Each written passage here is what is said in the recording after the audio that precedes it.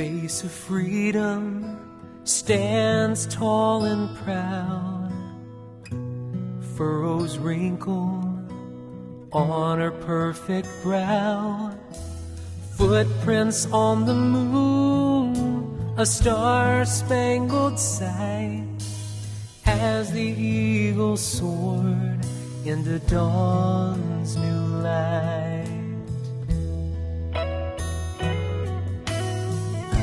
Let every nation know, whether friend or foe, this eagle will soar forever and evermore. Let every nation long to see, on bended knee, with the dawn of victory, the dawn of liberty.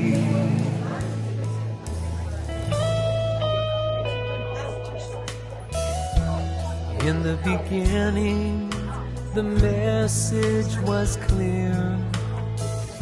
Let every nation hear, the sound of freedom is near.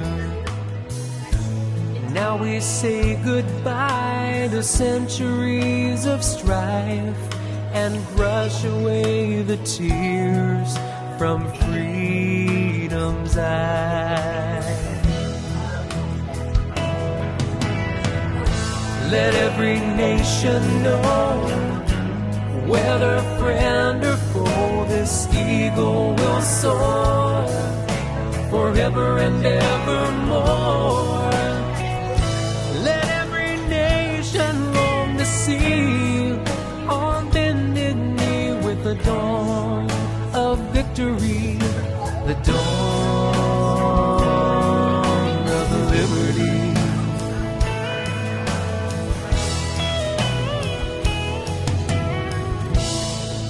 What will it be? The dawn of liberty?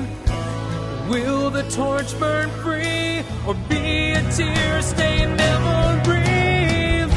Let every nation sing. Let freedom ring like chains of gold.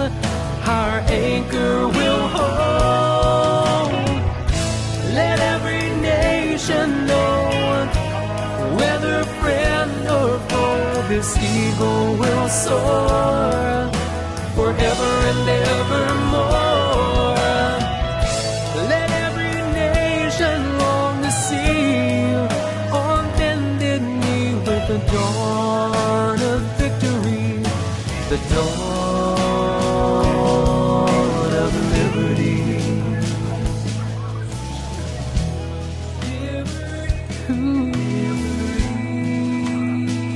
The dawn of liberty. The dawn of liberty. Let freedom ring.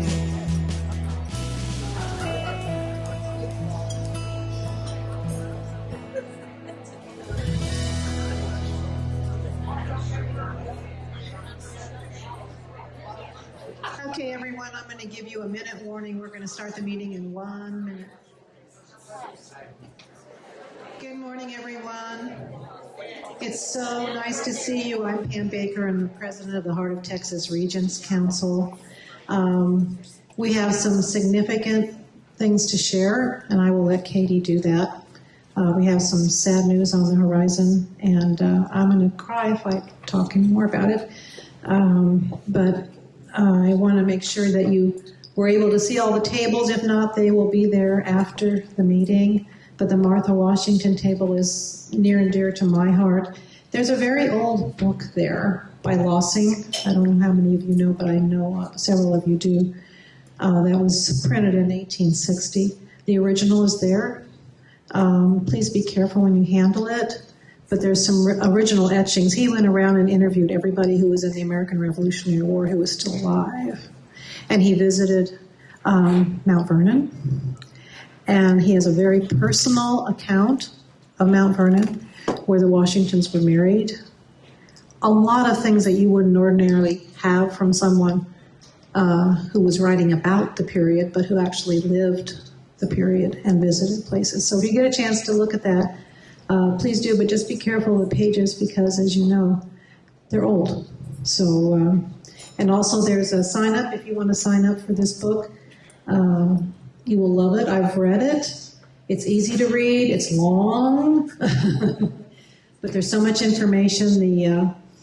The index and the resources are unbelievable. Okay, so let's get started. I am not going to ask you to stand because Katie has a lot to share, and so she is standing in. Here's another problem that we have, but also some concern. Our chaplain, Mary Curtis, and her husband, Skipper, are quite ill with COVID. And I've talked to her a couple times. Please keep them in your prayers. Their age is a concern. They've had this very hard for about 6 or 7 days, and I worry about Mary. She's been through a lot, as you know. So I will hand it over to Katie, and then I will ask you to stand, okay? Remember one thing, anybody who's talking into this mic, you have to talk straight into it. If you turn it, we will not hear you. I don't think you're going to hear me. Thank you, Madam President. Today, we are going to enjoy some insight of our country's First Lady. Martha Washington was a well-noted religious woman, often retiring to the privacy of her chambers every morning to spend time in prayer and Bible reading. Her faith guided her through the storms of her life, and she was the recipient of many prayers and condolences. First, for the death of her first husband, Daniel Curtis, and then when each of her children would pass. Then hundreds of mourners wrote to her with scripture and sympathies after George perished so suddenly. No one knew better than Martha that life was fragile. And so nothing was more important to Martha than investing in her family, her faith, and her loved ones. So today we will be doing the same. We will pray for our Heart of Texas chaplain, Mary Curtis, and her husband and daughter who are all recovering from COVID. And we will pray for the peace of love of our God to be with our charter member, Barbara Lewandowski, with the sudden passing of her son David last week at the age of 51. Next Saturday, October 15th, they will have the celebration of life for David on what would have been his 52nd birthday. David Charles Lewandowski will be remembered at Grace Gardens in Woodway off of Highway 84 at 10:30 a.m.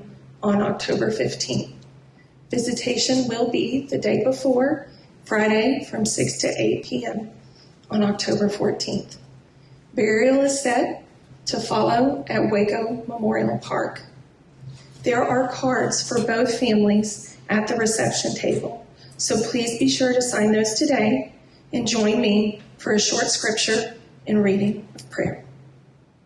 Romans 8:38 and 39.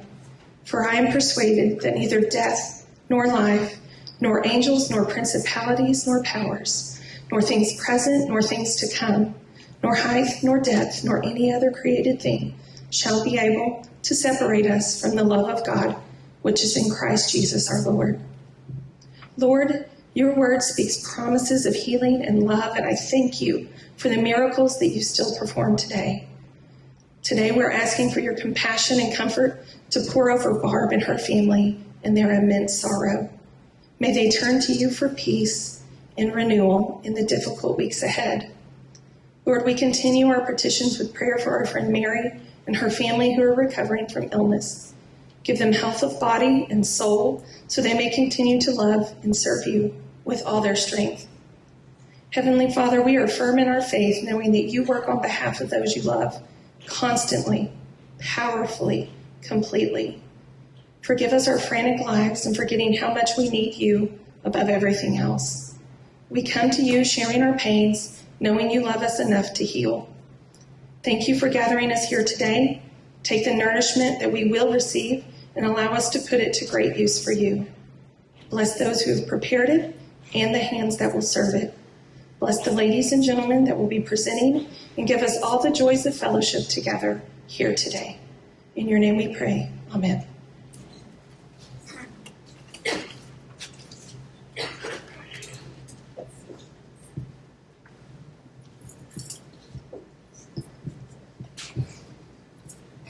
Thank you, Katie. I can't think of a better person to say what you just said. And please keep Barbara in your prayers. And not only in your prayers, I talked to her this morning, she called, and she's facing now what really happened over the weekend very clearly and very desperately. And it's out of order when you lose a child. It's just out of order. So anyway, if you're able to stand, we're going to go ahead and do the rituals at this time. The Pledge of Allegiance to the flag of the United States will be led by Wanda Glaze. Remember, all these ladies are new regents, except for Chloe. Now, you may be a regent. You never know. Okay. But these are all of our new regents. And I'm so proud that they're all new members of Heart of Texas Regents Council. So, Wanda, and I've got your name right. Did I call you Glenda when you first wanted? Yeah, I thought she was a Glenda for some reason. But now I know you're a Wanda. Okay, and she's the incoming regent for Henry Downs here in Waco. The Americans Creed will be led by Sherry Morgan, who's the incoming regent for Tehelana. Welcome. In Stephenville. The preamble to the Constitution will be led by Alice Scarborough. She's Lomans Ford's incoming regent from Lakeway. And the pledge to the Texas flag will be led by Diane Pullen, incoming regent for Jonathan Hardin and Mejia. She's very busy already here in the heart of Texas. Okay. Air Force Cadet. Now, does Chloe look familiar? She was here last time, and I'm so blessed to have her come back. I didn't have to wrench her arm or anything. She said, yes, I'll do it. I'm like, great. So if you read her bio that I sent out in the flyer, she wants to pilot for the Air Force. So, and she really wants to go up in a spaceship. So let's pray for that if that's possible. So she's going to be singing the national anthem. I will turn it over to Wanda.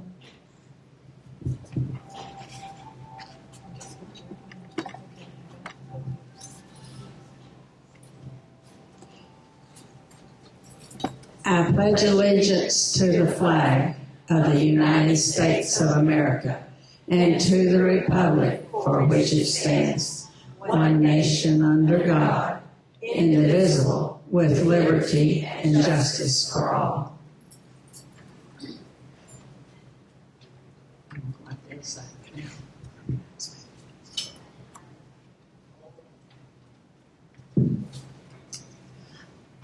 I believe in the United States of America as a government of the people, by the people, for the people, whose just powers are derived from the consent of the governed, a democracy and a republic, a sovereign nation of many sovereign states, a perfect union, one and inseparable, established upon those principles of freedom, equality, justice, and humanity for which American patriots sacrificed their lives and fortunes. I therefore believe it is my duty to my country to love it, to support its Constitution, to obey its laws, to respect its flag, and to defend it against all enemies.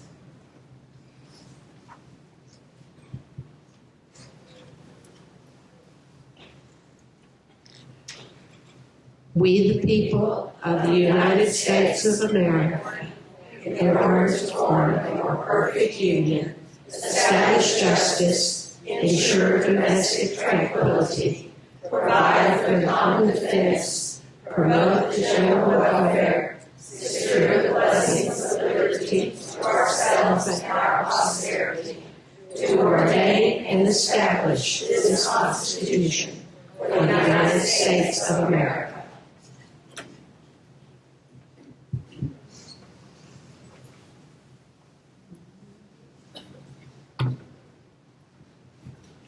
If you could stay standing for the national anthem now.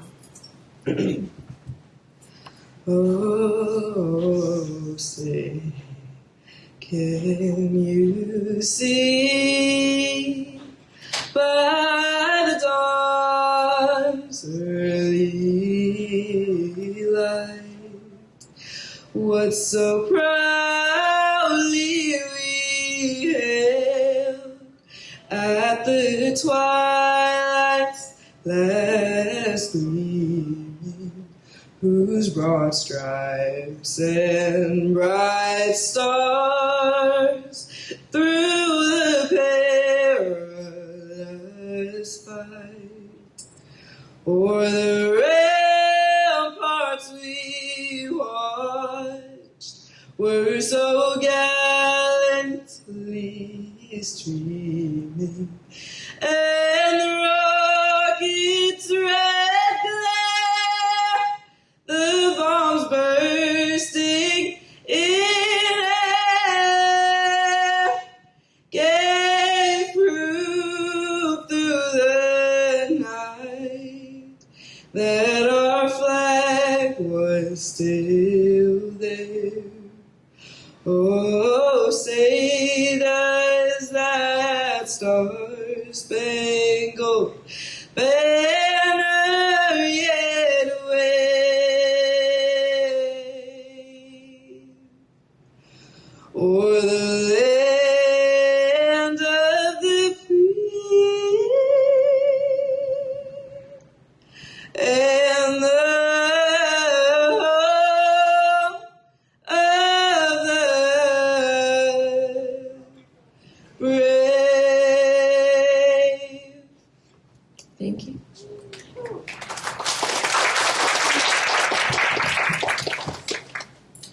Okay, the pledge to the Texas flag.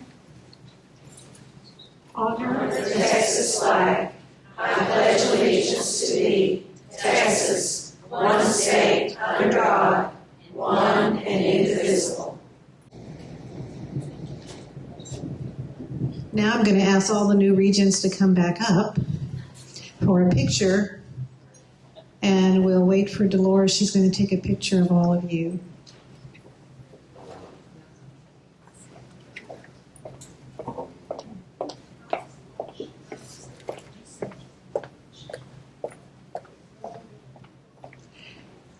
And once you're all up, and let's see, I counted how many people were going to be here.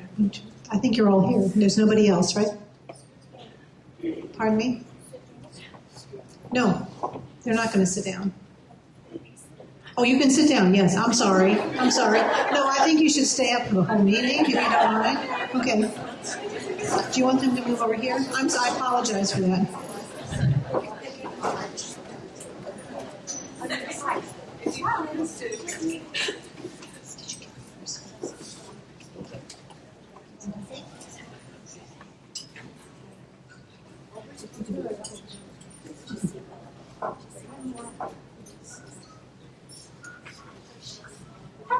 Okay, now before you sit down, let's have your name and let's have your chapter. Let's start at the end.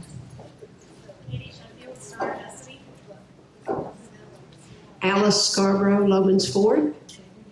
Katie Sheffield, Star of Destiny. Meg Anderson, Lucretia Council Cochrane Chapter. Sherry Morgan, Tehalana Chapter. Wanda Glaze, Henry Down Chapter. Diane Pullen, Jonathan Harden chapter. Bethel Such, Captain Molly Corbin. Right, okay. Thank you, ladies. You can go sit down. Now, see, I told them they could go sit down. Okay.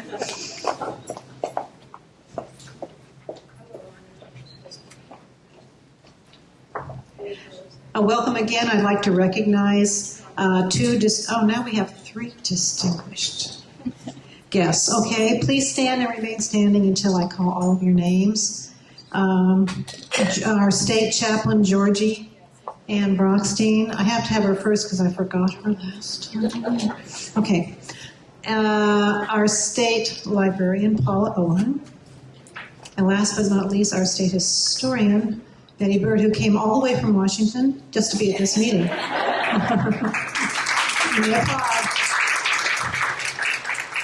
Now I'm going to have probably the entire room stand up at one point or another in the next 2 minutes. I'd like to please briefly As I call your name, please stand, or what you're involved in DAR. First, all the descendants of Martha Washington, please stand. Are there any descendants? Nancy J., where are you? Nancy is a descendant of George Washington's sister Betty, who became a Fielding. She's in the book. She's also behind the camera all the time. Okay, so did you Yahoo'd everybody and wave so we knew who you are? Okay, anybody else? I'm also, in doing the research for this book, I'm also a descendant of Washington. So, and I didn't know that. It's kind of scary. It's kind of odd. It just is an odd thing to be.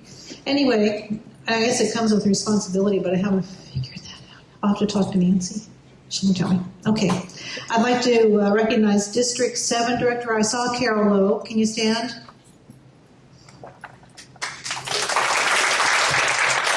National chairs or vice chairs. Thank you, Becky. A lot. See, I told you. Here's another one. National Award winners from Continental Congress 2022. And she will be speaking to us shortly. State chairs. Bevy. Thank you. Thank you, ladies. State vice chairs. I think we almost have everybody covered now. Okay. Now, here's another one. Current chapter regents. Now we're all going to stand. Okay.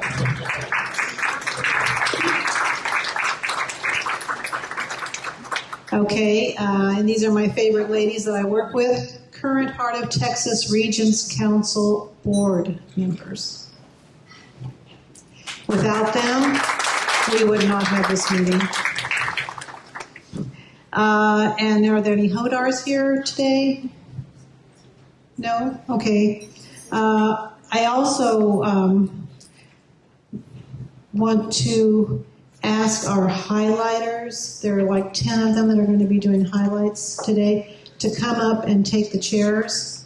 And it was confusing for the first ritual people because they said there were two names on this chair, which one am I? And I said, well, you're the first one, the second one is the highlighter. So if you could come up, that would be great. All the ladies who are in colonial dress or descendants of Martha Washington, after our meeting, we'd like to have a picture of all of you. Just come up here and we'll decide where that picture will take place, if that's okay. And thank you so much for dressing colonial today. Dolores, you might want to let them know we can go ahead and serve lunch. Okay, thanks. Okay, the Hot Minute highlights, if you're not familiar with them, are just 2 minutes, and we're really particular about 2 minutes, okay? They're presentations of news and fun topics about our Texas society. Our first presentation will be coming from State American Heritage Chair Kelly O'Shields, followed by Beverly Douglas from Captain Molly Corbin, and with her award-winning colonial dress. Next, State Lineage Chair or Research Vice Chair Irene Roberts with reports on the Texas Society Spanish Task Force. This is fascinating. You'll want to hear this. Followed by my first 4 months as regent. We can all commiserate with Diane pulling the Jonathan Hardin new regent. Next will be State Program Chair and our Heart of Texas Regents Council historian Jane Dockler, followed by State DAR School Chair Jeannie Holmes with a podcast, news, and other news as well. And the State American Indians co-chairs Debbie Panton and Nancy Brandstetter. Is it Stitter? Most days. Okay, all right. Well, today it's Stitter. Okay, all right. With the latest news on the Texas Lone Star Quilt, we have that back with us. State Units Overseas Chair. Now, this is going to be really interesting what she has to share. Susan Marks, Catherine with new news, and I won't give it up. Okay. And eventually Zachary Henry, who's our national winner of the Patriots of the American Revolution DAR High School National Essay Contest. And I can't say that twice, okay? We'll start with Kelly. Thank you, Pam.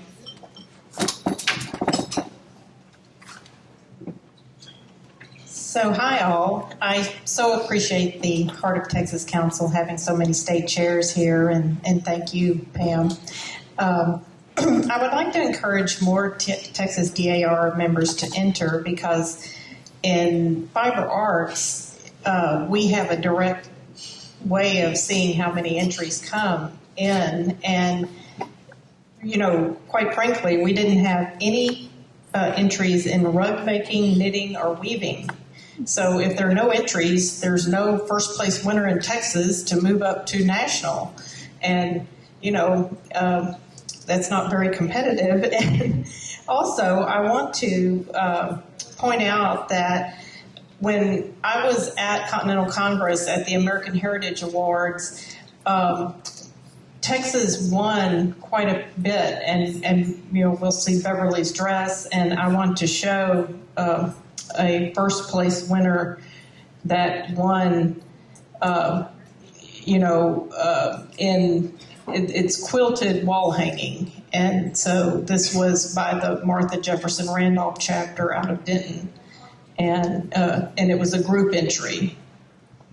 And so that's always an avenue. But I wanted to say that, you know, what is concerning when I saw this is that Texas, with all of our members, we are getting beaten by North Carolina, South Carolina, Tennessee, and Florida, and maybe Michigan and California.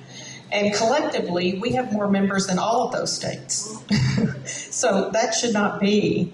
So I just want to encourage regents and members to help their members who are artistic to enter. You know, it's an email entry, it's 6 pictures, and it's a narrative that ties to the new theme of this year, which is educating the next generation on our historic American trails, and there are 19 trails to get some inspiration from. And they range from the Iditarod to, there are 19 trails. Anyway, there are a lot to choose from. And now I want to introduce Beverly Douglas with her beautiful costume that she created and won 3rd nationally.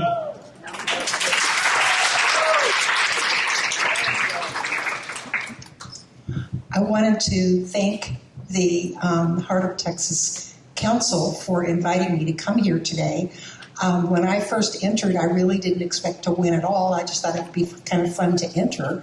And lo and behold, I won 1st in Texas and then 3rd nationally, and I was just as shocked as anybody. I just wanted to say that the American Heritage Contest has nothing, it's not just about fiber arts. We love fiber arts, but there's all kinds of arts, from poetry to songwriting to music to so many other ways. We all have talents. So if I can enter, you can enter. They wanted me to say a couple of words about the inspiration for this dress. It's not actually a colonial dress, as you can see. The period that was given for the contest last year was 1900 to 1930. I chose 1910 because my great-grandmother was a member at that time of DAR, and my question to myself was, what would she have worn to Continental Congress? Not at night, because that's too fancy, but in the daytime. This is a day dress, circa 1910. And as you can see, there are no zippers. I need help getting in and out of this thing because it's all snapped. I could have used buttons, but I chose not to because eventually I'd like to put a zipper in. But zippers were not invented until 1937. So if you're going to do something that's historically accurate, you can't use them, unfortunately. Can't use Velcro, can't use polyester, can't use stretch fabrics. You put this thing on and you kind of miss all those wonderful things. So anyway, thank you again for asking me to come. And if anyone wants a closer look, I'll be here for a while.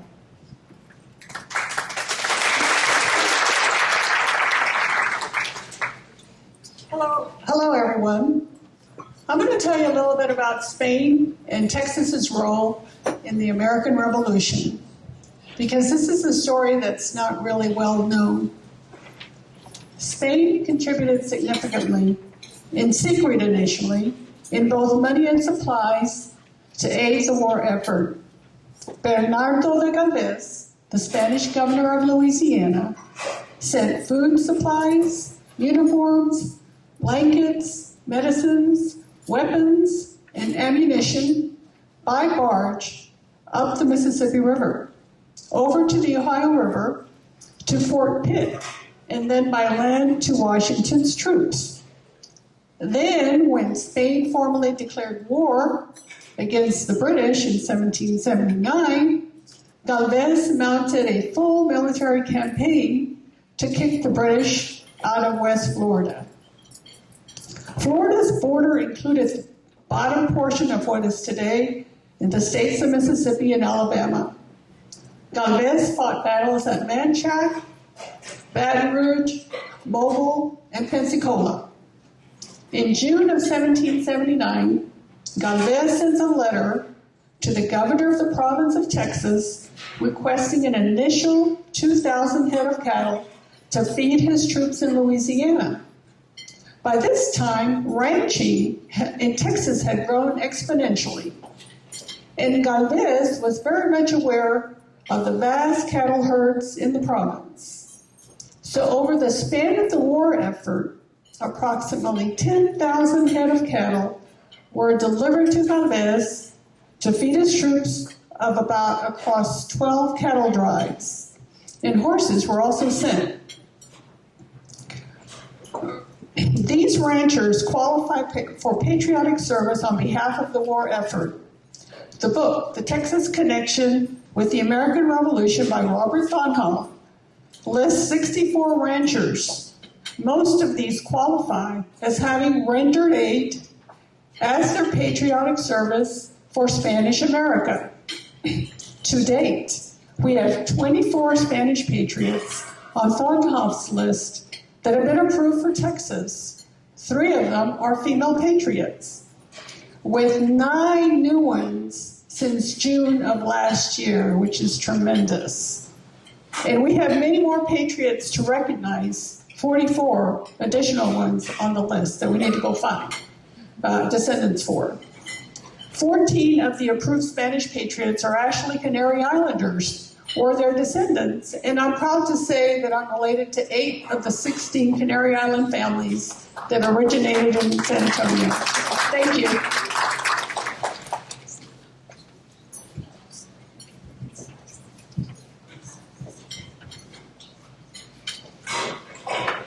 Good morning. Thank you for having me here. I was so proud when I was asked to be regent of the Jonathan Hardin chapter. We're a rural chapter that encompasses 2 counties with 212 members, and we're 100 years old. I was somewhat in awe of the extremely talented and experienced women that preceded me, and some of them that are here today. Honorary Regents Kay Austin, Elise McVeigh, Kathleen McKee, Nancy McSwain. I knew I'd get nervous. I'm trying to go slow. Big shoes to fill. Our chapter's growing like wildfire. Okay, calm down, Diane. Wildfire. When you get excited, you start blurbing. Anyway, with new people, you learn their strengths and weaknesses, the challenge of knowing when to guide and how much to guide. You learn when to let go and let them do it their way. Nancy is the one that keeps me calm when I get too wound up, saying, Diane, just relax. When you have experienced and enthusiastic people, you're reassured and blessed. With new people, you encourage, listen, and give advice when asked.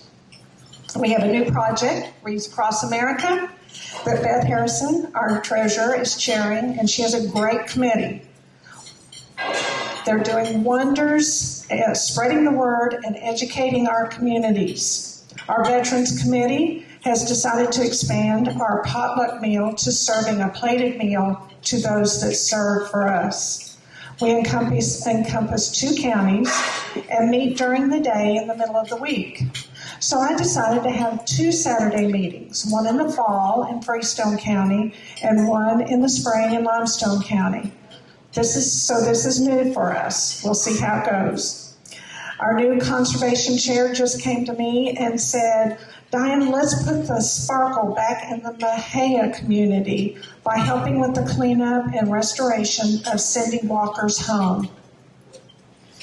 The sage advice from our honorary regents in the teachings of the Bible, Proverbs 3:5, trust in the Lord with all your heart. Never rely on your own understanding. And remember the Lord in everything you do, and He will show you the right way.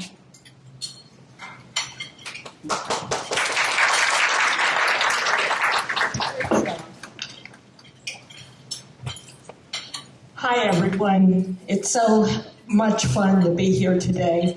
I'm the proud state chair of programs and yearbooks. And the reason I'm so proud of that is that, you know, if you don't have a good program for your chapter, it's a losing time for you. Programs are so important. So at the table, I want you to look at some of the award-winning programs. Actually, we only had about 6 that were turned in, and we almost have 200 chapters in Texas. So I'm sort of with Kelly. We would love to have many more come in. Another important thing is your yearbook. So please take a look at the winning yearbook. And I also brought another yearbook for you to take a look at. We're not collecting paper yearbooks anymore. They're all being sent to us electronically. So if your chapter has not sent in one to me, make sure that you look at the Texas Members website, and there you will find all the directions under the program committee. Tells you exactly how to do it, and we would love to get that. I turn that into our state region and our state vice region. I'm also serving as the historian of this great Regents Council. So since I'm up here one time, I'm going to take advantage of telling you a few things. Service has always been important for DAR. We know that. So even at the Heart of Texas Council meeting, we want to support service. Now, service, most people think, is physical, getting out there and doing something. But service can also be saying thank you and encouraging others. Today, we want to do that kind of service. So we're asking you sometime during your meal to open the star box that's at the center of your table. And in it, you will find some stars that we would like to send to our new President General.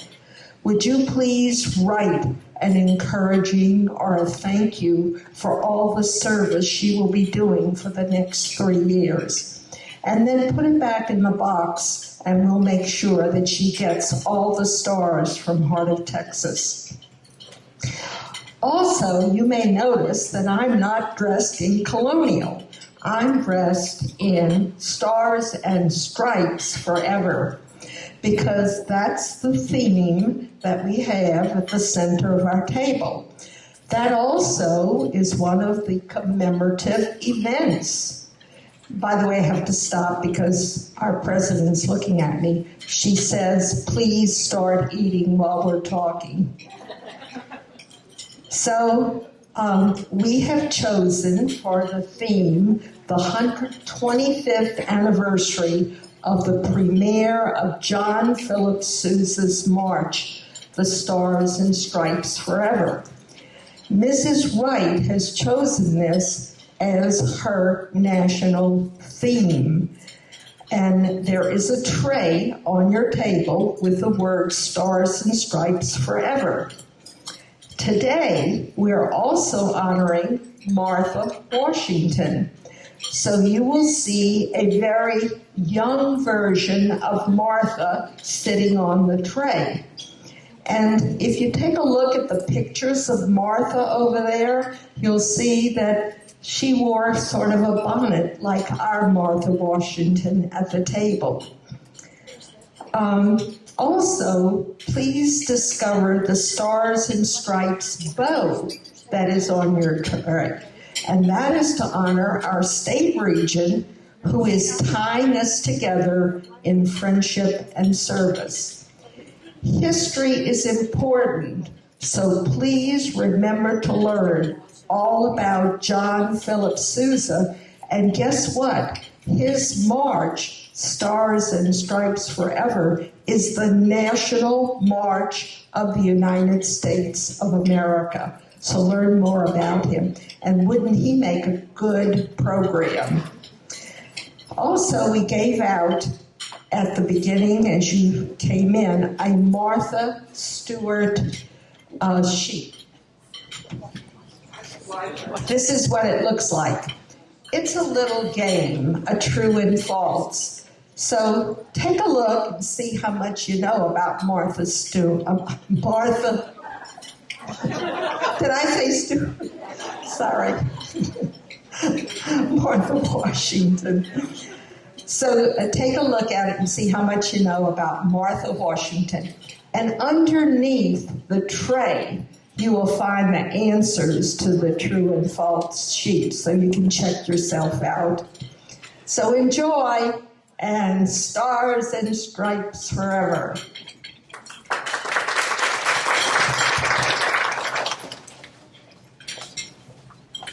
Hello, I am Jenny Holmes, and I am the state chair for DAR Schools.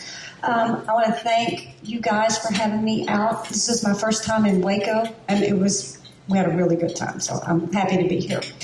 The first thing I want to talk about is the podcast that we're doing. And when we got the committee together, we wanted, so many people know we have schools, but they don't know anything about them. So we tried to come up with a way that would bring the schools into your chapter meeting. So we are doing a podcast. We're doing it about every 3 months. They're short. They are easy to access, and they are easy to play. They are all on the schools committee page. At the very bottom, you'll see the list of all the podcasts. We are sending them out to the chapter regents and the state schools chair, so they can be played for your school minute. They're about 2 to 3 minutes long, and all you have to do is open. You don't have to have the app. It's Dropbox, but you don't have to have the app. All you do is click on the link and hit play. So they're very, very easy to access. The most recent one is a little bit longer. It's 4 minutes, 5 minutes, but we interviewed some students at KDS. What do you like about going to school here? And we also interviewed 2 graduating students. So they'll talk to you a little bit about their time at the school. So we just hope these bring the schools in to your chapter a little more. The second thing I want to talk about is Hyman flood recovery. We joined with the juniors and did a donation, and I wanted to let everybody know the update. We took in at Fall Forum 72 Walmart gift cards plus cash, and it totaled $2,100. So we were able to send that to Hyman. So thank you to everybody who donated a gift card. Information on any of the schools is easily accessible on the committee schools page. You'll see all the schools there. There's brief descriptions, and then there's a link that will take you directly to the schools so that you can go directly to their page if they have a wish list, or you can just learn more about the schools. And finally, how many of you attended Fall Forum? How many of you pre-purchased your school's pen? How many of you did not pick up your school's pen at Fall Forum? I have about 30 people who didn't. If you paid and you did not pick it up, I have it here. So please get it. We are not allowed to mail them because the shipping and handling wasn't included in the price. So we're trying to figure out a way to get these pens to everybody without doing that. So, and if you don't remember, come by my little section over here, and I've got the list of everybody who prepaid, so I can tell you whether you have one or not. We don't have any for sale. We only had the pre-purchased one. So if you want to buy one, you can go to the national website and order it there.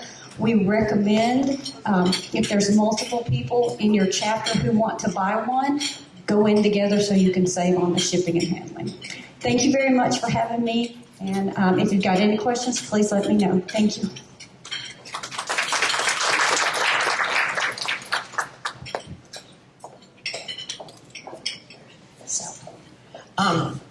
As a quilter, this is a very special presentation. No quilters ever show off their quilts halfway done. Last summer, Nancy Bannister and I'm Debbie Panton, decided that the Texas American Indians Committee would challenge the state of Texas to turn in pieced diamonds, and then we would put them together and make a quilt that will be donated to Chippewa Indian School.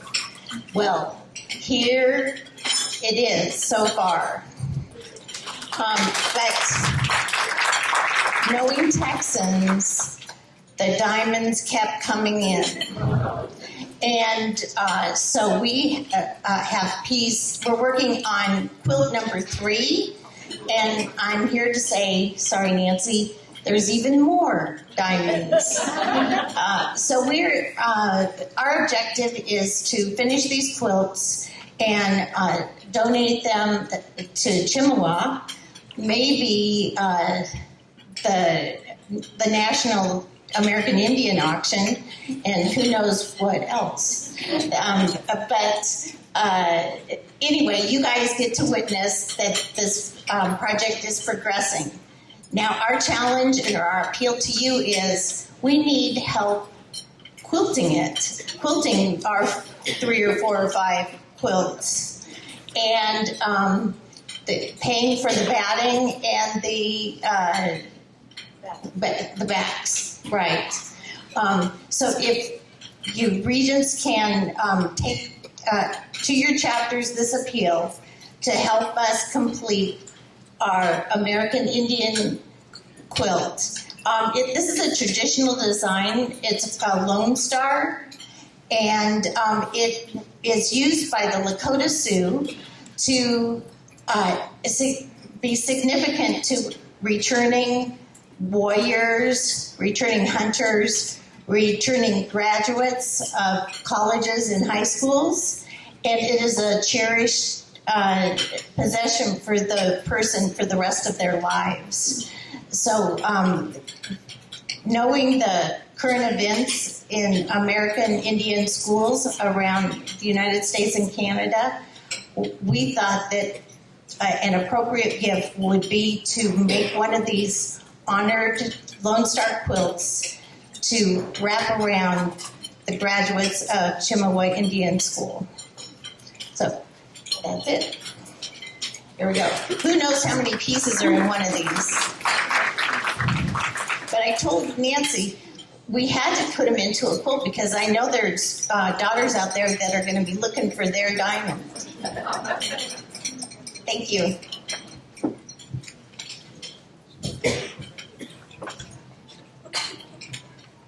Hello, I hope you all are enjoying your food. Gut gegessen. My name is Susan Cothran, and I am the Units Overseas State Chair.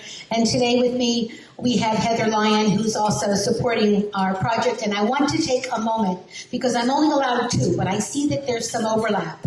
I'm going to thank Pam for having such a wonderful group and so much forethought and sharing and communication of coming here of what we should expect. She's done a wonderful job of coordinating everything, and if you wouldn't mind clapping with me for her, she really done a great job as president of this Hearts of Texas Regents Council. Now, the Texas Challenge is what I'm supposed to spend 2 minutes on.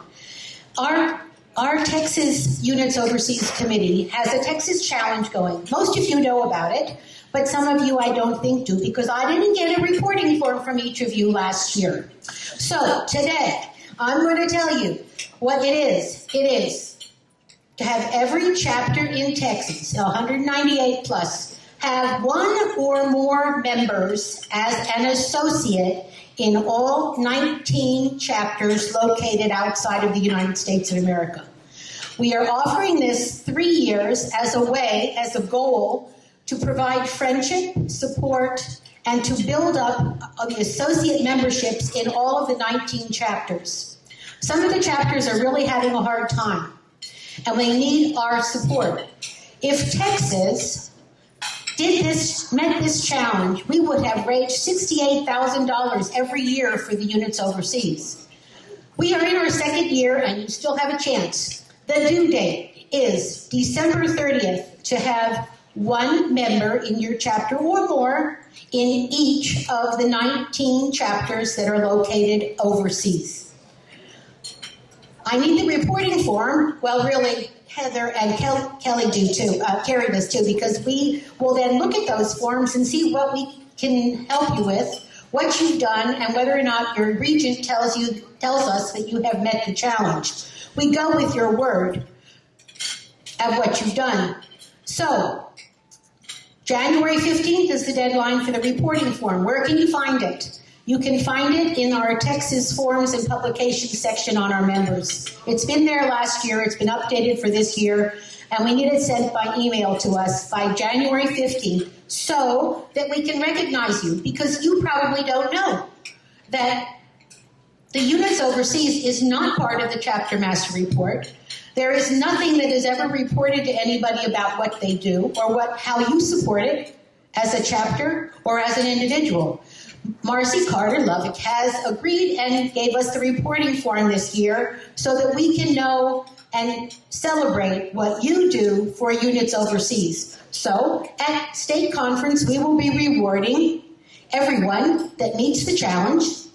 Also, we have a very large prize of over $100 of something for you if you are the chapter that supports the units overseas the best. From the standpoint of our committee, we'll decide that. And you will be specially rewarded. So how are you going to do this today? I have a deal for you. Do you hear my New Jersey accent, maybe? I have a deal for you. I am going to pay all of the postage for you if you join any or all of the associates as an associate in the 19 chapters today. I will pay for it. With one exception, one of the chapters has PayPal, and I can't do that for you until I get home. So you have to do that one, and I will send in the forms. A big do today, just because you all are regents, and I know what a regent has to do. I've been one, and I'm an honorary regent of Sarah Maples now. You're too busy. Everybody's always asking you to do more. You never can do everything you want to do. So if you feel very generous today, you can give me a check for $342, and I will do all the paperwork for you. I will send in your information as the regent or honorary regent or guest or whatever you are to the different 19 chapters, and you will be recognized at state conference in a special way. You will also be the first person to do this, because I have offered this at our Piney Woods Regents. I didn't have any takers. But today, I see such a wonderful group, and we've had a lot of interest. So if you are willing to do that, I will do that for you, because you're busy, and I'm not so busy anymore. Okay. Why should you do it? You should do it because it will tie our friendships together. It's because it is a partnership with other daughters around the world who are doing some of the same things you're doing. Our new national chair wants to have more partnerships with U.S. chapters. So maybe you have a similar service project that you would like to share. Or maybe you would like to place a historical marker for them in the United States because they're not here. Some type of partnership is available. Anything goes. So think about that. But the best part is you would be supporting the associates, not the associates, you'd be supporting the units overseas as an associate and help them not only fund their service projects, but also keep their chapters going. If you've never lived overseas and have never been a part of a regular member of a chapter overseas, ask me about it sometime and I'll tell you what it's really like and why they really need your help. All right, there also is a Units Overseas new right side pin that is coming out shortly, and we will be selling them in Texas. A copy of it, or what it looks like, is on our board over here. And of course, if you do join, it's your first time you join and become an associate, you then qualify for the official pin. The official pin is 2 globes, and it has bars that hang down from it that you can add to it as you join new countries as associates. Also, we have been approached to be part of the opening night at State Conference and have a program on units overseas. We're working on that to see if we can do that this year, and we hope that many of you would like to help support that. So that's coming up as well. Lastly, if you have any questions at all about what it is that we really are doing, please stop over and ask. We're giving away free things today if you do join. We're giving you a little ticket, and we'll be having a drawing. So we will be giving away something for you today. And I appreciate you listening to me. And thank you very much again, Pam, for inviting Units Overseas to come today. Dankeschön, merci, gracias. There's a lot of other ways to say thank you, but thank you for having me here today. Thank you.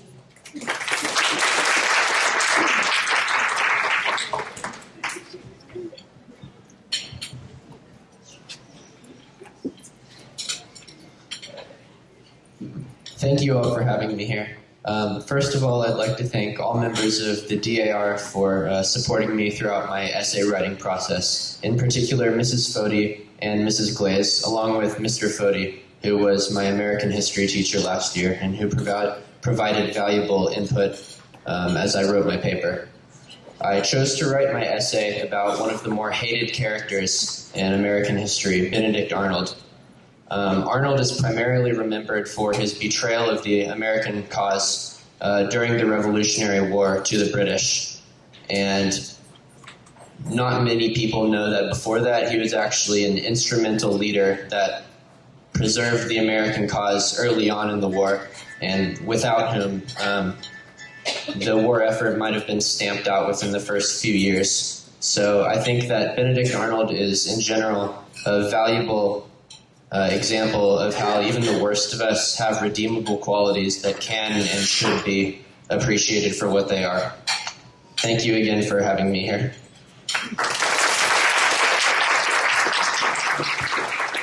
Thank you, Zachary. I'd like to introduce Zachary's mom and dad, Doug and Melissa. Will you stand up? Melissa Henry, thank you for coming. We have a lot of other supporters for him here today. We have a past regent and present leadership training person. Angela, will you stand up? Past regent and Stitching for Children, Betty Rudolph. Past regent Natasha Brett, would you stand up? Vice regent and American History, Mindy Forty. Registrar and chapter expert, Peggy Duty. Treasurer and membership, Laura Kosick. Librarian, Brenda Sheehan.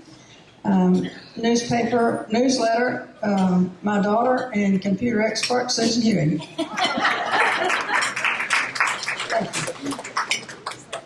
Thank you so much.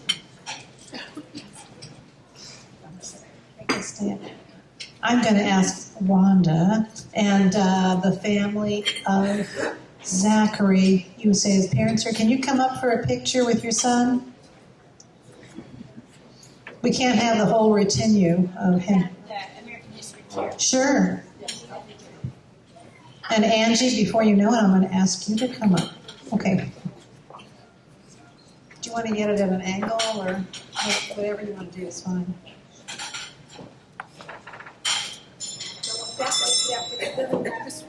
Okay.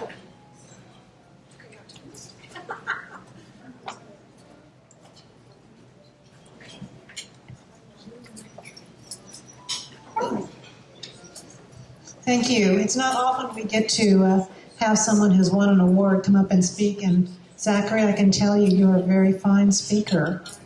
I hope you eventually someday become a member of SAR. Is your dad a member of SAR? We'll get him first to go into SAR, and then you can go. And is your mom in DAR? Would you like to be in DAR? All right. I'm not putting her on the spot or anything. So, okay. That's a sore point today because Catherine, are you on the screen? You're going to be able to talk personally to her. Nancy J has set it up so you can personally talk to her in just a few minutes. But Catherine, now that you're on the spot, would you like to become a member of DAR? How can she say no? Okay, we will check that out. Dawn and I will take that under our wing, and we will let you know in 20 minutes and 40 seconds. But hold on, we'll be with you in just a minute, okay? We have a few little things to do. But thank you, ladies and gentlemen, for coming up and doing the highlights. The minutes from the previous April 5th, 2022 meeting have been approved by the Minutes Review Committee. Thank you to Louise Dillard from Ralph Ripley, Barbara Lewandowski from Elizabeth Gordon Bradley, and Eileen Walsick from Ensign Thomas Hewling for careful attention to the details of the minutes. Just so you know, I talked to Eileen and the Educational Outfitters, if any of you are familiar with that large business over in Killeen, she just purchased it. And so if you ever get a chance to get over there, please do and say hello to Eileen. We have three ladies who've agreed to review the minutes of this meeting. Margaret Cook from Elizabeth Crockett, Joyce Ann Young from Eagle Mountain, and Marilyn Judy from Elizabeth Gordon Bradley. I thank you, and the minutes will come to you probably in the next week or so, or Janet's going away, right? Where are you, Janet? You're going away on another trip, so the minutes may come a little bit later. So in the next couple of weeks, you'll receive them. May we have a treasurer's report from Dolores? First mistake in the program. Our next meeting's on the 6th. Okay. Not the 7th. Thank you. All right, I'll announce that at the end of the meeting. Thank you. Okay, our balance before. Do you want the mic? We can't. You can hear me, can't you, back there? No. Come on up. Okay, we have $2,428 in our account right now. That's before we have election, and we have a total of 80 people that have attended today, so we thank you. Yes, thank you. Are there any corrections to the treasurer's minutes or report? If not, it will be filed for audit. Now we get to the interesting part of the nominating committee. I need just 5 people to volunteer to be on the nominating committee to select the next president and board members. I'd like to nominate Angela Granger. Angela Granger. Do you accept? Okay, that's one. Anybody else? Yes? Tell your name and your chapter.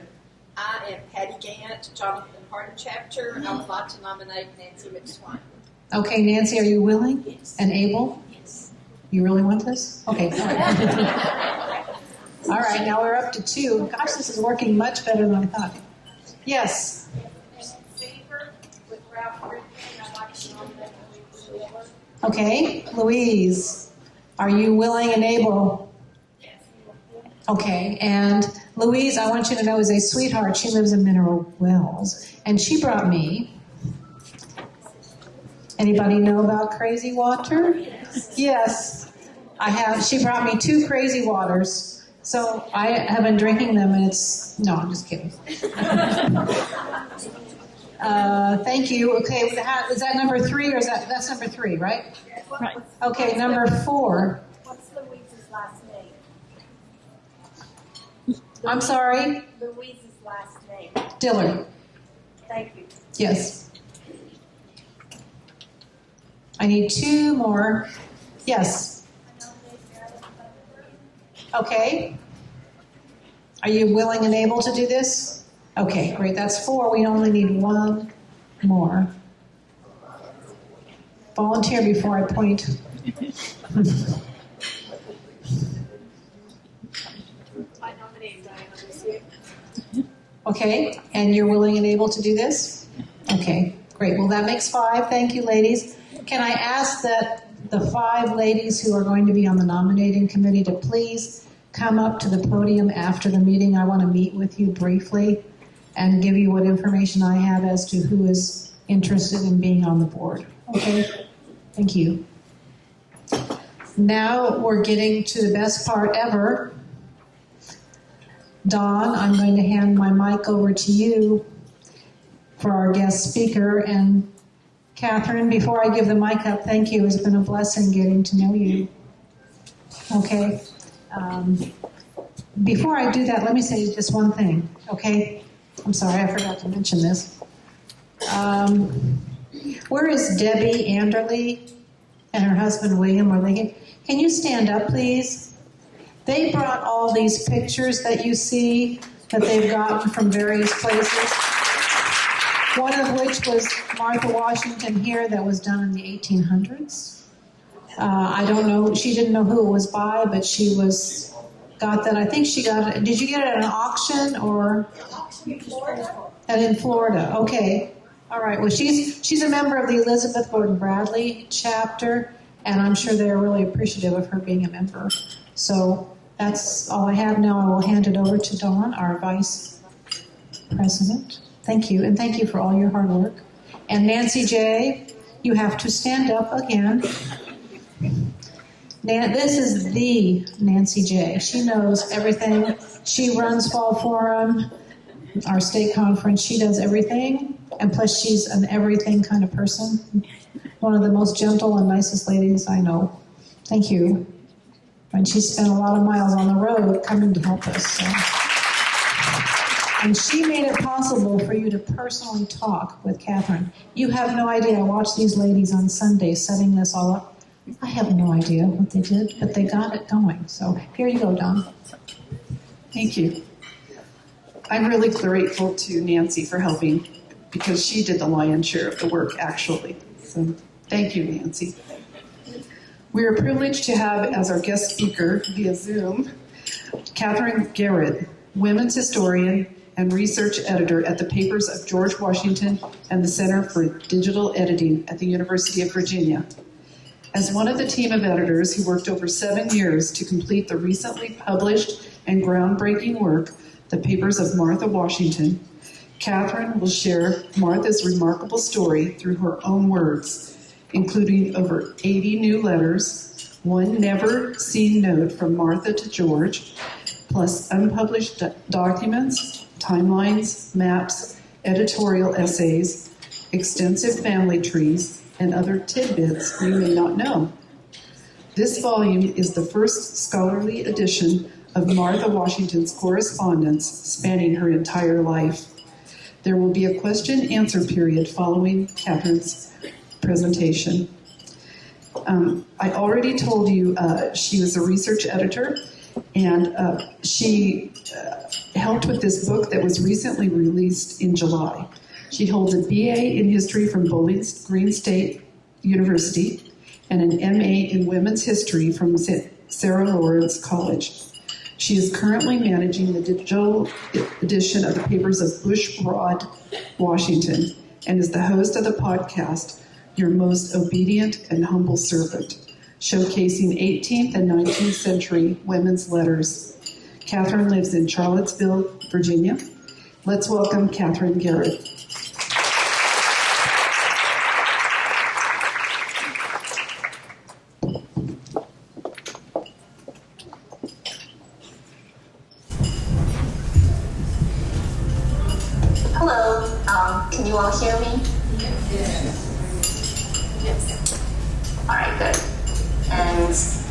just want to make sure I'm sharing my screen. Is my presentation coming through? Yes. Wonderful. Thank you so much, Dawn, and thank you, Pam, for your wonderful introduction and for inviting me to come speak. I'm really excited to share this volume with the public. It took a long time to get out there, and I think you'll get something out of it. Today, I want to talk a little bit about how the Martha Washington Papers Project came to be, about Martha Washington herself, and show you some of Martha's own handwriting and some quotes from her own writings that hopefully I think you'll be a little interested in. The Martha Washington Papers Project is an offshoot of the Papers of George Washington. So this is an editorial project that's been publishing George Washington's letters out of the University of Virginia since 1968. So it's been around a while. There are about 71 volumes of the Papers of George Washington out, and they're not done yet. Martha doesn't have quite so many letters. But the project began because around 2014, one of the editors of the Papers of George Washington was looking at a different letter. It was a letter from Martha's son Jackie to George Washington. And he noticed on the back there was a little note in different handwriting. So you can see that here. That's the handwriting. It says, "My love, the silver cup I mentioned to you in my letter by the last post weighed 113 ounces. So this isn't the first time that little notes like this show up. Normally this is something that you would put in a footnote to a letter, but this was exciting because that's Martha Washington writing to George Washington. And if you've ever been to Mount Vernon or you're familiar, you know that Martha Washington burned all of her letters with George Washington. So up until this point, we were only aware of 3 letters between Martha and George Washington, and this raises that number to 4, which was a pretty big find. And they decided that if they were making finds like this, maybe it was about time to do a new volume of Martha Washington's letters. There had been a previous edition published in the 90s, but there were some issues with it. There was some bad transcription and some letters were printed out of order. And if they're finding different letters, maybe they thought it was time to do another edition. So with the very generous support of Mount Vernon and the Ladies Association of Mount Vernon, the Papers of George Washington got funding to create the Papers of Martha Washington. So I was one of a team of editors that worked on this project. This is what the cover of the volume looks like. Our goal was to find every surviving letter to or from Martha Washington to publish them in this volume. We contacted over 2,000 archives. We did a nationwide search trying to find these letters. And we ended up finding 80 that had never been published in a previous edition. We also found over 100 financial and legal documents that hadn't appeared before. And we either summarized those or used those in notes as well. But the volume's not just transcribed letters. We also, as Don mentioned, we have essays, we've got family trees, timelines. So our goal was that even if you aren't a historian and you just want to pick up the volume and learn more about Martha Washington, you can still get something out of it. So it's big, it's long, but hopefully it's a little bit accessible. My job at the project was to take a letter that looks like this, and after a lot of work, turn it into a page that looks like this. And you can see that we transcribe the letter, but we show if there's a rip or burn or something that's not legible, we still show that in our transcriptions. We try to stay as true to the original text as possible. But then we also add annotations. So if Martha mentions somebody's name or an event, we include that in the annotation so it's easier to use and to understand if you're just looking at this volume. So it's a little bit about the book. I thought you might enjoy a little refresher on Martha Washington. I know you all are very well educated, but just to refresh your memories about who is Martha Washington. Martha was born in New Kent County, Virginia in 1731.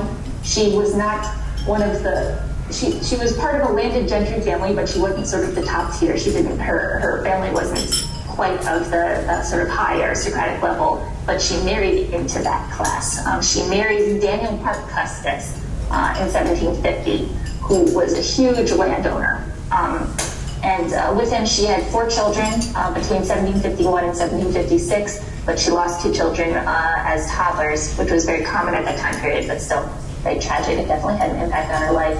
And then Daniel died suddenly in 1757, quite young, and he died without a will, which meant that Martha then got control of his entire estate until her children came of age. So she inherits from this about 6,264 acres and about 158 enslaved people. Now, if you're familiar with Virginia's history at this time, a widow with that much property is not going to stay single for long. Martha was only 29 years old. She married about 1 year later George Washington, who, interestingly, was also not quite of that top tier of Virginia society yet. He was the oldest son of his father's second marriage, and he hadn't inherited a huge amount of property, but he had been making a name for himself. He had been involved in the French and Indian War. People knew who he was. And by marrying Martha, he then got all of the land and property to really make a name for himself. He was able to actually purchase Mount Vernon at that point. So this marriage was very good for both of them. And she moves to his household in Mount Vernon. And for about 10 years, they have about 10 years of wedded bliss of living that sort of Virginia gentry lifestyle before George Washington, as one of the only members of the Continental Congress with any military background, becomes the commander-in-chief of Continental Forces. And Martha doesn't just sit at home during the Revolutionary War, she visits him for every single winter encampment of the entire American Revolution. She's visiting, she's seeing the troops, she's helping George Washington, she's traveling all across the country throughout the span of the Revolutionary War. When the war finally finishes, she's excited to again retire back to Mount Vernon, but that, of course, is not the case because George Washington becomes the first president of the United States, and Martha again joins him in New York and then Philadelphia during his presidency to support him and serve that role as the first lady. Finally, after his presidency, they retired back to Mount Vernon. George Washington died unexpectedly about 2 years after his retirement. He had a short retirement, and then she passes away on 22nd May, 1802.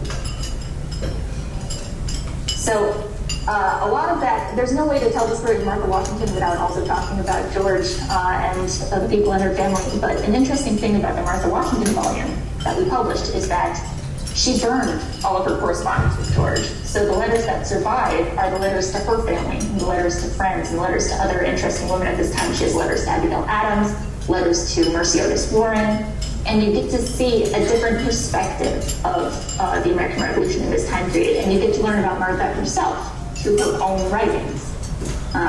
This is an early quote. I like showing this because first it's an example of her young handwriting. And this is during her brief widowhood. After her first husband died, Daniel Pike Custis, she inherited all of that property, but she also inherited a lawsuit that had been going on since the 1710s. It was a massive, complicated lawsuit that they had thought was finished while her husband was alive. But right after he died, Great Britain actually turned the case over and they had to go back. So it was a very expensive lawsuit. She could have to give up a lot of property and pay a lot of money if they lost it.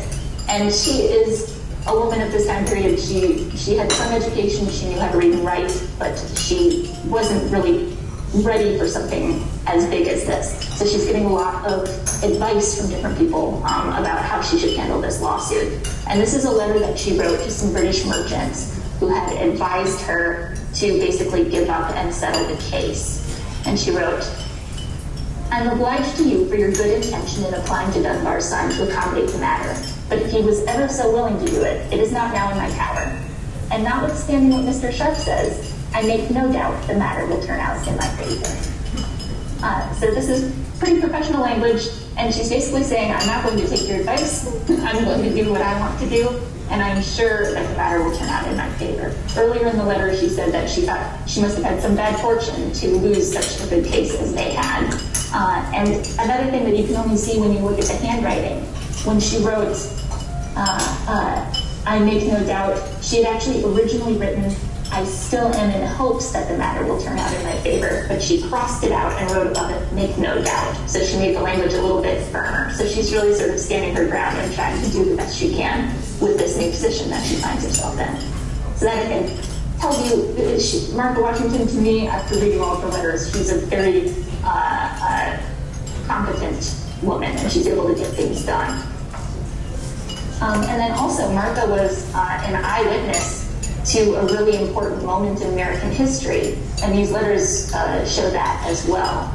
I mentioned that Martha Washington visited George Washington throughout every winter encampment during the war. That includes Valley Forge. So she was actually there at Valley Forge, the most deadly cold winter of the Revolution.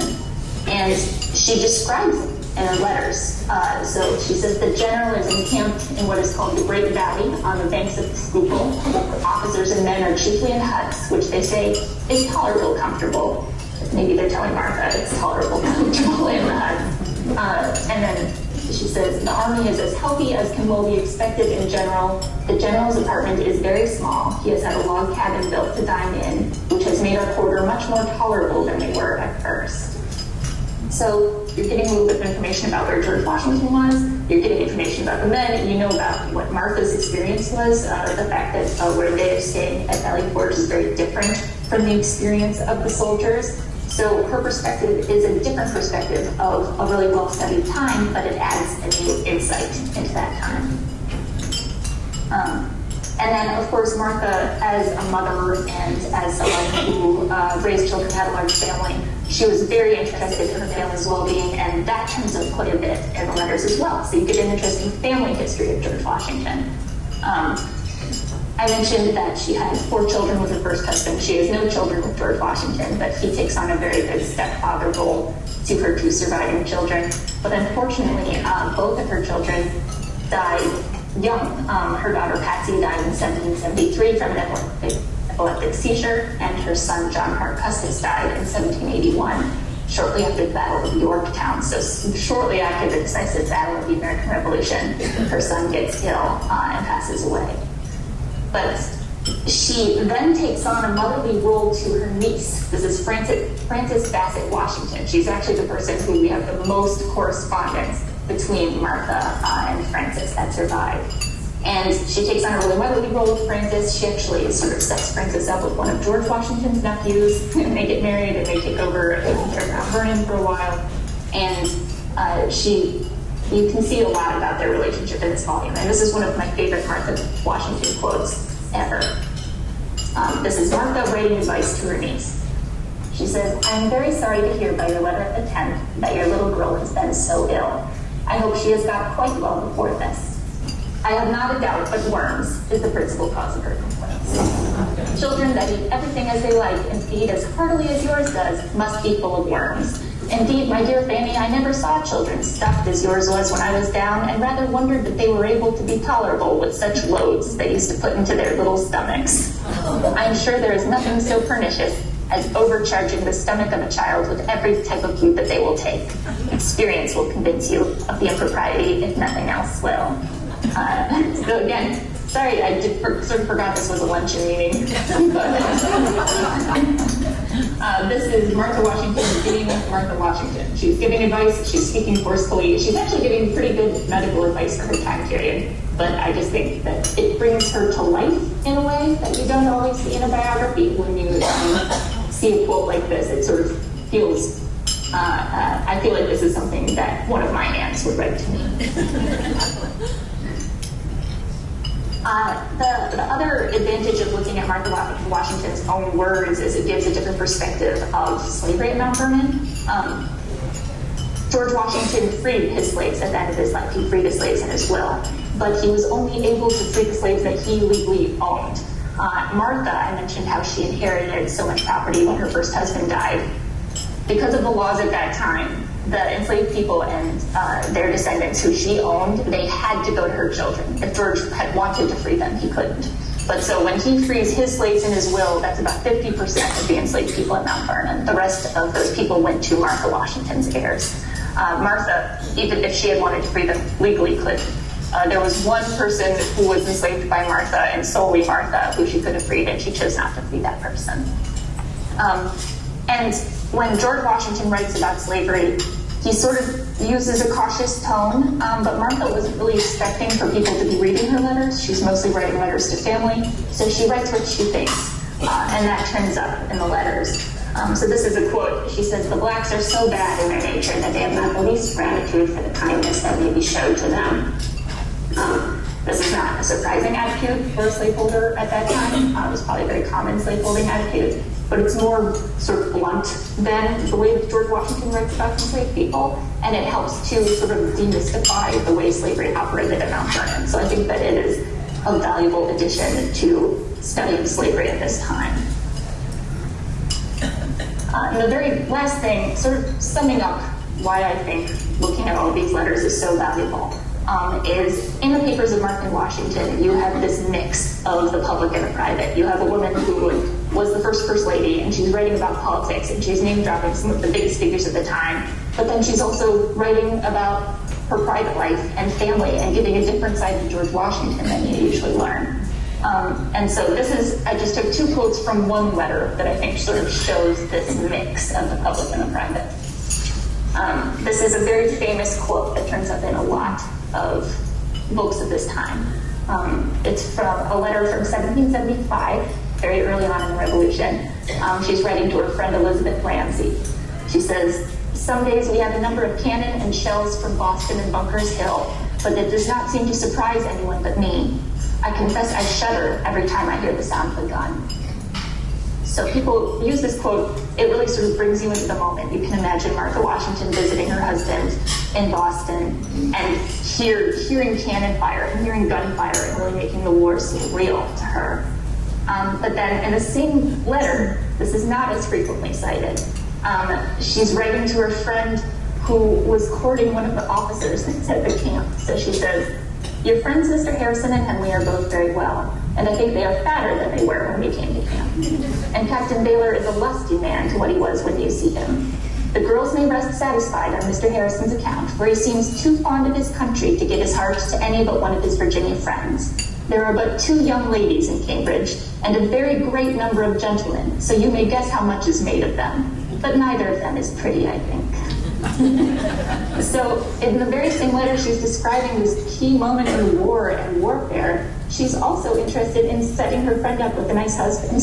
And she's saying, "Don't worry, there's only 2 ladies here. You've still got him." So I think even in just this one letter, it shows Martha as an individual personality, and then also her role as as part of a larger world-changing event. And I think that's the real strength of what you can see in this volume, and that you don't get in a lot of other places. So our goal in publishing the papers of Martha Washington was to make this history accessible.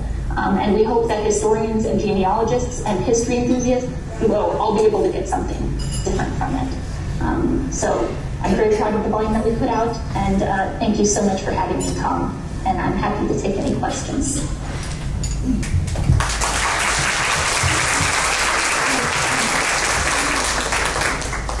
All right, I'm going to ask that if you have a question, you come to the front, and I know Diana had a question, so I'll let her ask the first question. How many people worked on Martha Washington's paper project? We had a staff of 7 editors.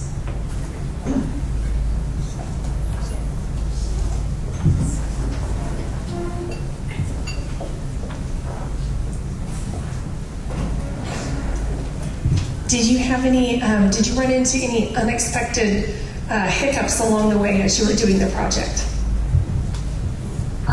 Yes. One of the things we discovered when we started editing these papers is that we have a lot of letters from certain time periods, and then there will be a lot of silences. So in order to, like when she's writing about the American Revolution, we'll hear a lot about a few months, and then there'll be a long gap that we know important things happened, but if you were just looking at the letters, you wouldn't know. So we decided to address that by adding these editorial essays. So if you're just looking at Martha's letters, she doesn't mention like when her son dies. That doesn't show up in the letters, but you know that was a really important, horrible moment for her. So we're able to expand on that in the essays, but still let the letters appear in the order as we have them. Anyone else?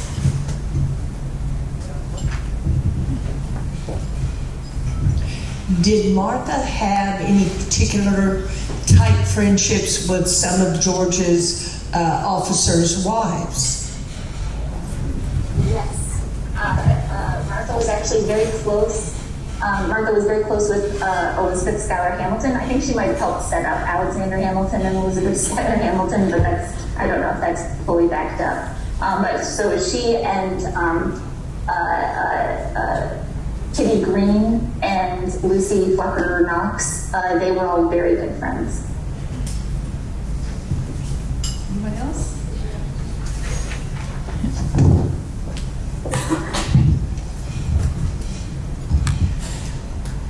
Did you run into any unexpected challenges as you worked on the project? Yeah, there was a reason it took 7 years. It took quite a long time to get our hands on all of these letters and to figure out the right way to organize them. So we had to overcome some hurdles. Another thing that made this volume a little bit harder to complete, and I'm sure a lot of you at the DAR can empathize with this, is there's a lot more sources on some people than there are on others. So Martha wouldn't just be writing, to politicians who all have encyclopedia entries written about them. She's writing to one of her nieces who maybe there has not been much written historically about her. So we had to do a lot of digging to find information on some of these people. And Pam was kind enough to mention earlier that we have a very long bibliography of books that we looked into. We did a lot of research to try to make this as well understood as we could. Anyone else? She's got questions. Yes, long dresses. I don't know how they walk through. Is there any chance that there's a secret stash of letters in somebody's attic somewhere that will give us insight into things we don't know about? Or have y'all pretty much exhausted that, yeah? And that's the dream. That is always the documentary editor's dream, is somebody's going to turn up with letters that they found in an attic. And there's, the two letters that survived between Martha and George were stuck in a desk in one of her descendants that was given to one of her descendants. So there's always a possibility. Maybe there was somebody out there that just doesn't know what they have just yet. But from our search, we did the best we could to find all of these letters. Actually, a couple letters from Elizabeth Schuyler Hamilton was just in the hands of a descendant, and she came out and donated them once she found out we were doing the project. That's nice. I was wondering about that. So you said you did a search and there were 80 different letters that came up. I wondered, from how many different people did those 80 letters come from?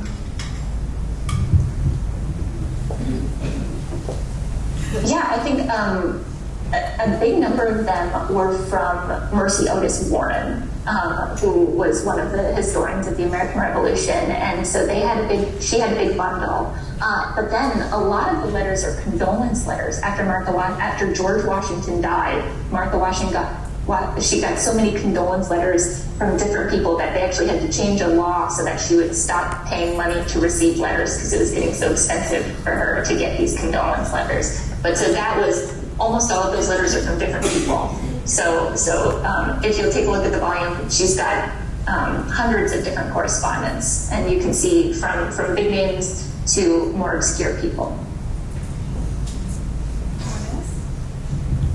I had one question myself. I wanted to know, I wrote the question down. Martha, you said, had education, and she wrote her own letters, particularly when her first husband Daniel died and she had to manage the plantation. I'm sorry, there's a lot of feedback here. So when she married George Washington, it's my understanding that her correspondence was read by Tobias Lear, and the words weren't necessarily hers, that he had made sure that the words were proper so that the public would see proper. How do you think she felt about that? Yes, so that is a big question that we get, is like, because sometimes George Washington would write a draft of the letter and then Martha Washington would copy it out, or sometimes Martha would write a letter and then Tobias Lear would copy it out to make sure that the grammar and the language was correct. So then it comes into, well, is this a Martha letter, or is this a George letter, or is this a Tobias letter?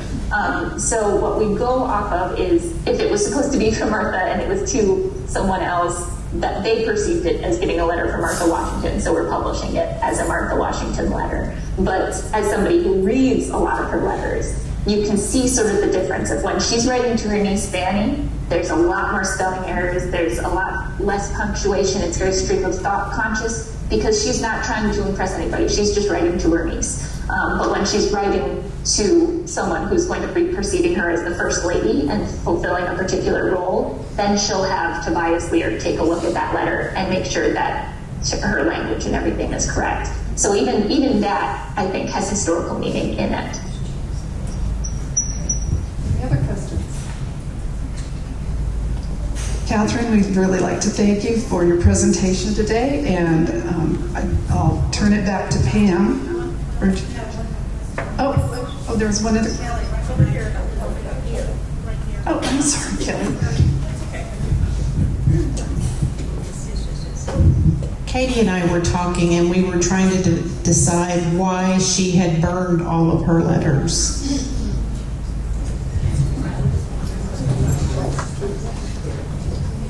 Yeah, we don't know for sure why she chose to burn her letters. It wasn't uncommon for women at this time period to burn their correspondence, or even for married couples to burn their correspondence. It was something like Thomas Jefferson burned his wife's correspondence. I think James Monroe did as well. And part of it was they just wanted to keep that private side of their life private. I think from Martha's perspective, she had given so much of her life to George and to the country that she felt like this was something that she wanted to keep to herself. At the end of her life, there was a lot of debate over actually moving George Washington's body from his tomb at Mount Vernon to D.C., where he could be sort of near the Washington Monument and be sort of a tribute to the country. And Martha Washington agrees to this, but it breaks her heart because she wants him to be at Mount Vernon. She wants to be buried. That she says her only consolation is that she might one day be buried next to him. So of course that doesn't end up happening. George Washington ends up buried at Mount Vernon. But I can see at the end of life, while this conversation is happening, Martha becoming a little bit more possessive of what she sees as their relationship, and she wants to keep that herself. So that is my understanding of why she decided to burn those letters. But of course, I wish we had them. They would have been such a rich resource.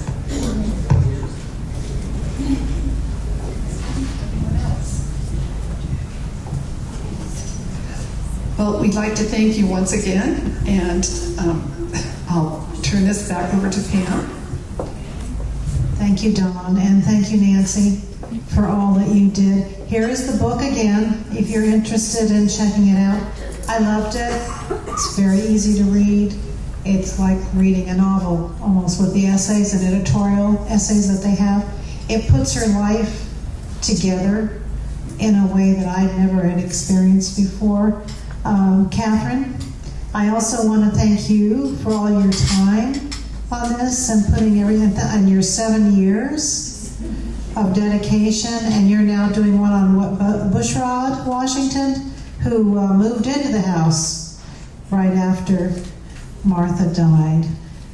That's a whole other story, about him taking over the household, but we'll learn about that. I also want you to know I'm sending you a certificate to thank you for being here with us today. And also, I'm going to not make it a surprise, but I'm sending you an actual USA flag that was flown over Mount Vernon at George Washington's birthday this year. So that will be coming in the mail. And along with you signing up to become a member of DAR, also in the mail.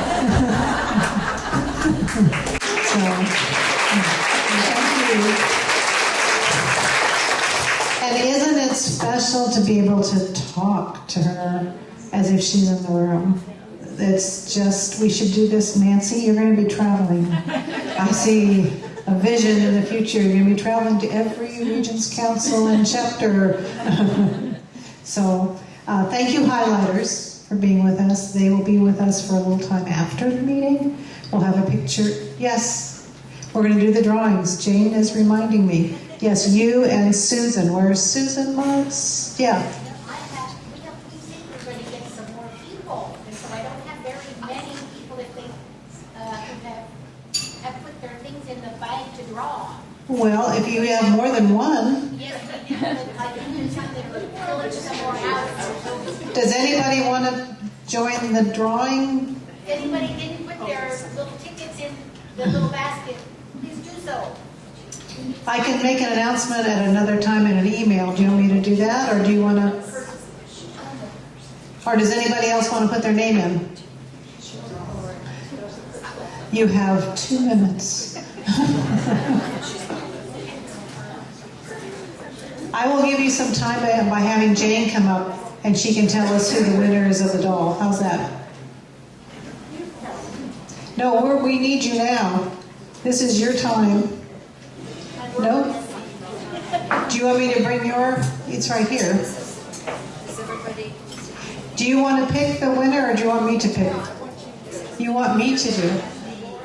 Did everybody put their name in for the doll that wants to put their name in for the doll? Okay, I'm going to pick this one. That's okay. I got 2.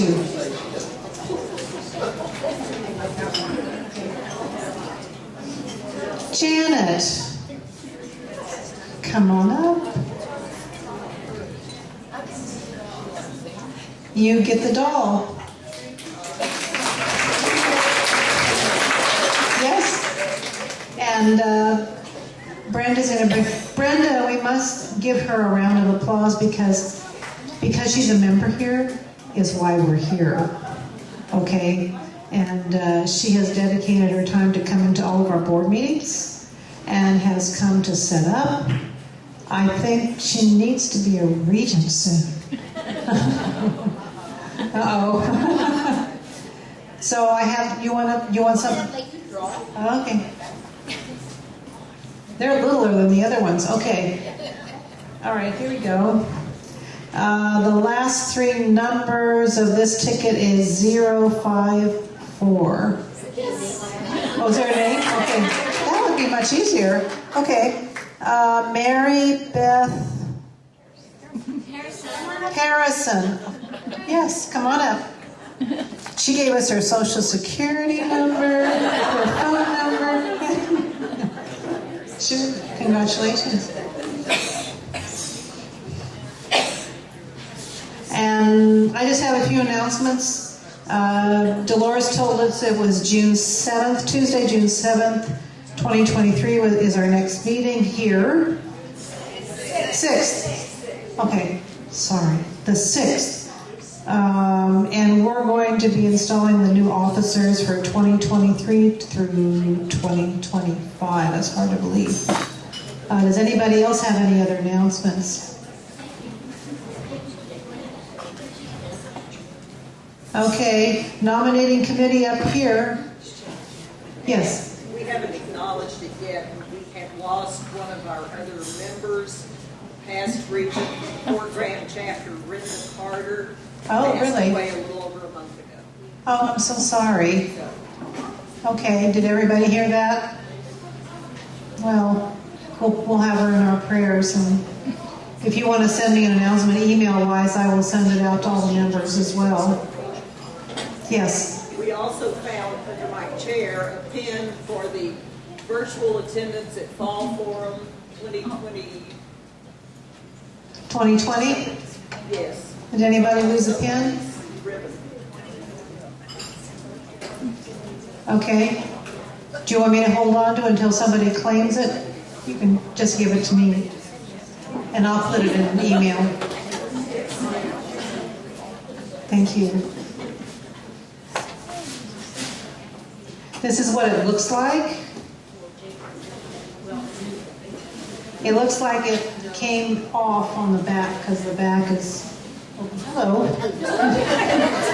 Well, at least she's wearing clothes. Okay. All right. All right, is that it for the day then? Yes. I would like to invite all the ladies to Mary Aisha Keith, who's going to be celebrating its 125th year anniversary. Here you go. Wait a second. Okay, I'll start again. Mary Aisha Keith up in Fort Worth is going to be celebrating their 125th anniversary come the 5th of August 2023. And we would just love all of you to come up, so put it on your calendar. We're going to have one big party. And it's in August, so you aren't committed to too many things, hopefully. So hope to see you then. We'll have a brand new regent. That's the way she's going to start her year. Thank you, Diana. Okay, I'm going to call this meeting to a close, but before I do, we're going to have a prayer, but I want to say one more thing before I ask Katie to come up. This is our new gavel. It has been engraved with Heart of Texas Regents Council, established 1996. And I want you all to know that being in this position is tough in some respects, but it's a lot of fun, a lot of joy as a regent has during her term. But the greatest joy is getting to know all of you and pestering you on the phone and with my emails and making sure you know the weather conditions in Holland, Texas. Okay? Katie, can I ask you to come up and do a closing prayer? Thank you.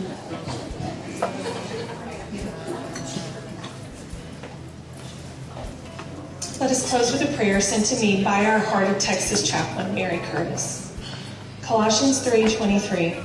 Whatever you do, work at it with all your heart, as working for the Lord, not men, since you know you will receive an inheritance from the Lord as reward. It is the Lord Christ you are serving. Heavenly Father, we give thanks for this time of fellowship and sharing. We are truly thankful for those who have sacrificed and are sacrificing in service to our country, that we may enjoy our abundant freedoms. Please protect and guide those who serve in our military and in leadership positions throughout our country and in our beloved organization. May each of us be a light of humility, love, courage, and integrity as we serve God, home, and country. And these things we ask in Jesus' precious name. Amen. Regents overseas is still open.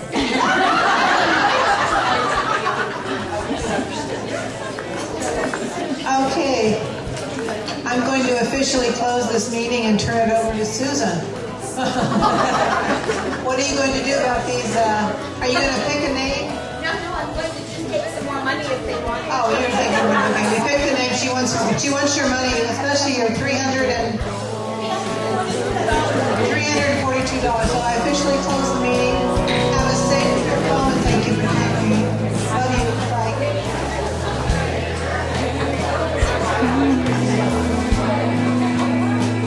The dawn of liberty. The dawn of liberty. Let freedom ring.